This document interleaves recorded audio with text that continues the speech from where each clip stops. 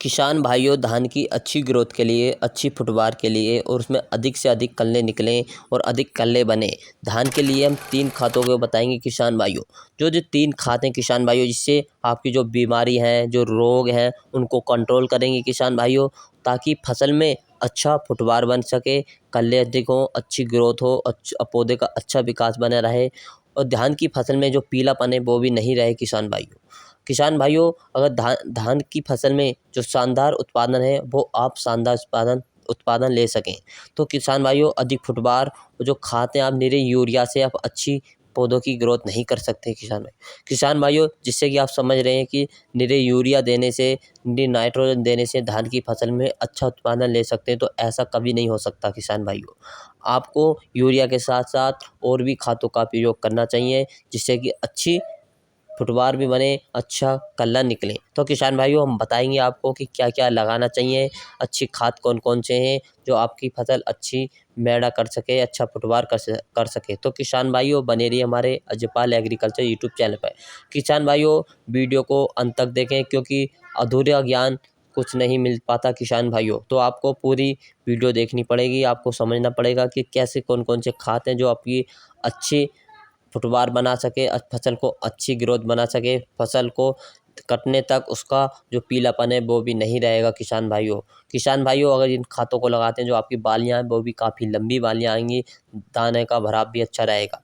किसान भाइयों, आपको सावधानी रखनी है नंबर 1 पर। किसान भाइयों, जो पानी लगाने से, जो आप पानी लगाते हैं अपनी फसल के अंदर, उसमें जो मेड़े हैं उनको अच्छी तरह से मजबूत करने चाहिए, ताकि जो मेड़े मजबूत रहेंगे, जो पानी भरा रहेगा वो दूसरे के खेत में नहीं जाएगा, क्योंकि जो खाद लगाते हैं वो मेड़े टूट जाते हैं तो पानी दूसरों के खेतों में बहा जाता है, उसके साथ ही खाते फर्टिलाइज़र बहकर निकल जाते हैं।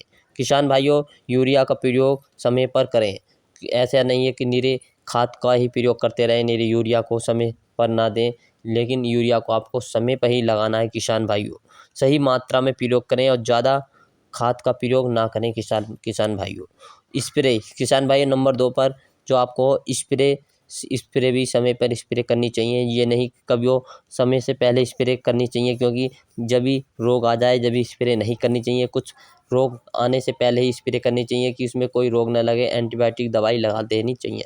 और जो खरपतवार है किसान भाइयों, वो आपकी धान की फसल में कोई भी खरपतवार नहीं रहने चाहिए। खरपतवार को या निराई गुड़ाई करके निकाल सकते हैं, या स्प्रे यानी कि दवाई के द्वारा भी निकाल सकते हैं किसान भाइयों। स्प्रे कर उसे भी निकाल सकते हैं। अगर किसान भाइयों, अगर उसमें खरपतवार है तो उसमें 50% खादों का प्रयोग खरपतवार कर लेते हैं, और जो बचता है 50% फसल कर लेती है। तो ताकि आपकी फसल अगर अच्छी लेनी है तो आपको उसमें से खरपतवार भी निकाल देना चाहिए।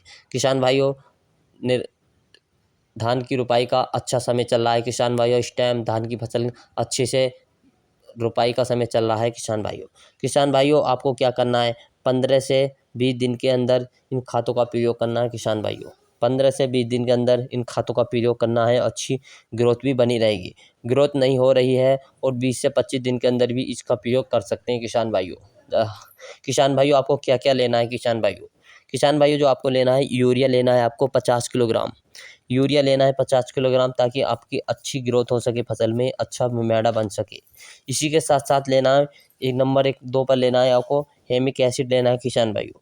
किसान भाई, इसके साथ लेना है हेमिक एसिड लेना है 1 किलोग्राम हेमिक एसिड लेना है किसान भाइयों।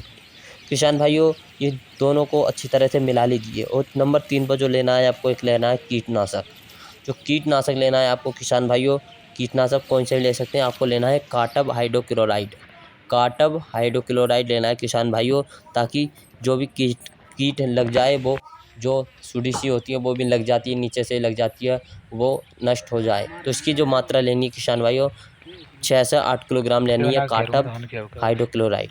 और इसी के साथ जो आपको लेना है माइक्रो न्यूट्रन लेने हैं किसान भाइयों। माइक्रो न्यूट्रन लेने हैं किसान भाइयों,